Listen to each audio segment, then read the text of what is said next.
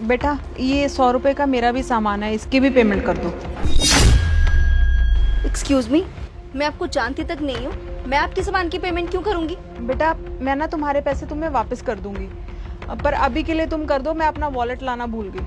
Oh hello aunty, आजकल ना ये मॉडर्न तरह के स्कैम्स ना बहुत चले हुए हैं।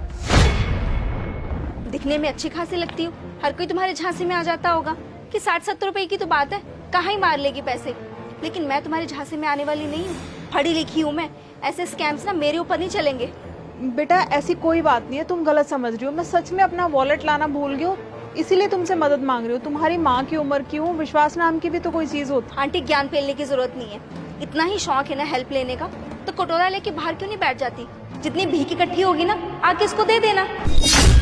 ये क्या बोल रही हो तुम? तुम्हें तो बात करने की तमीज ही नहीं है। जी नहीं, मुझे नहीं है तमीज बात करने की, यही मेरा नेचर है, मैं ऐसे ही बात करती हूँ। कोई प्रॉब्लम? कल को तुम्हारी शादी हो गई हो तब भी तुम ऐसे ही बात करोगी? हाँ, ऐसे ही बात करूंगी मैं उनसे भी, और अपने सास ससुर को ना अपने जूते के नीचे रखूंगी। आई बात समझ? कितनी रूड हो तुम। बेबी कब आएंगी तुम्हारी मम्मी? बस आ ही रहे होंगे। और सुनो, आज उन्हें अच्छे से इम्प्रेस कर देना ताकि जल्दी से हमारी शादी हो जाए। तुम टेंशन मत लो, तुम्हें पता है मैं तुम्हारी मम्मी के लिए कितना प्यारा सूट लेके आई हूँ।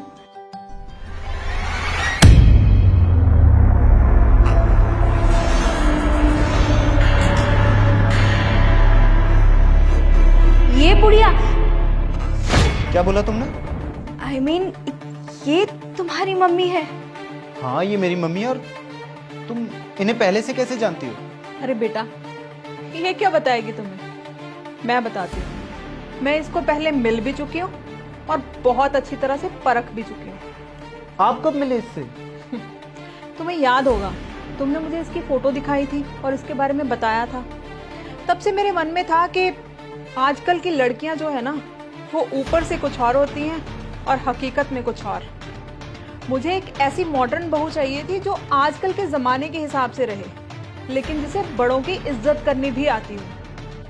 इसीलिए मैंने इसका एक छोटा सा इम्तिहान लिया था, जिसमें ये बुरी तरह से फेल हो गई है। तुम्हें उस दिन पता था ना कि मैं कोई भिखारन नहीं हूँ, फिर भी तुमने मेरी मदद नहीं की, और ऊपर से मुझे ये बोला कि तुम अपने सास ससुर को अपने जूतों के नीचे रखोगी, उनको भी ऐसे ही बेइज्जत करोगी।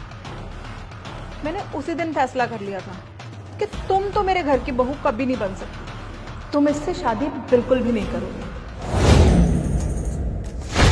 Aunty ji, I am really very sorry, मुझे नहीं पता था कि आप इनके मम्मी हो। मैं आपके साथ ऐसा गंदा बिहेवियर कभी भी नहीं करती। ये क्या बात हुई? अगर मैं इसकी मम्मी हूँ तुम तभी मेरी इज्जत करोगी? अरे बड़ों की इज्जत तो हमें वैसे भी करनी चाहिए, जो कि तुम्हें बिल्कुल नहीं आती है। बेटा मैं मानती हूँ कि तुम इससे बहुत प्यार करते हो, लेकिन ये जो प्यार होता है ना, ये बहुत थोड़े से टाइम का होता है, और थोड़े टाइम के प्यार के लिए ना तुम अपनी पूरी जिंदगी बर्बाद नहीं कर सकते, और ना ही मैं तुम्हें करने दूंगी। तुम इससे बिल्कुल भी शादी नहीं करोगे। ये ना आपकी बातों में नहीं आने वाला। आपको क्या लगता है कि आप इन्हें बोलोगे कि मुझसे शादी नहीं करेगा तो वो नहीं करेगा क्या? बिल्कुल, हम शादी नहीं कर सकते।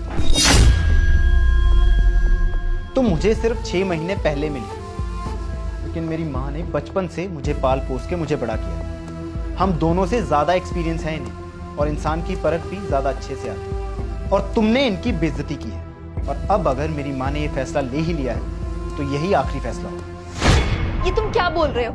अपनी माँ के पीछे लग के तुम मुझे छोड़ रहे हो? मैं किसी के पीछे नहीं लग रहा। उन्होंने तुम्हें परखा है और तुम्हारी असलियत मुझे बताई।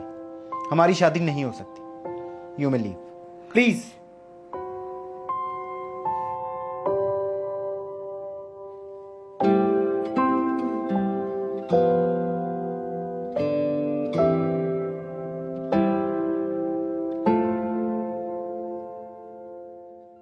दोस्तों, मॉडर्न होने का मतलब ये नहीं है कि हम अपने संस्कार और संस्कृति को भूल जाएं। हमें मॉडर्न तौर तरीकों को अपनाने के साथ साथ अपने कल्चर को भी नहीं भूलना चाहिए, और अपने बड़ों की इज्जत करनी चाहिए और सबकी मदद करनी चाहिए। इस वीडियो का मैसेज अगर आपको अच्छा लगे तो अपनी फैमिली और फ्रेंड्स के साथ ज़रूर शेयर कीजिएगा, और हाँ, हमारी वीडियो को लाइक और कमेंट करना ना भूलें। Thank you.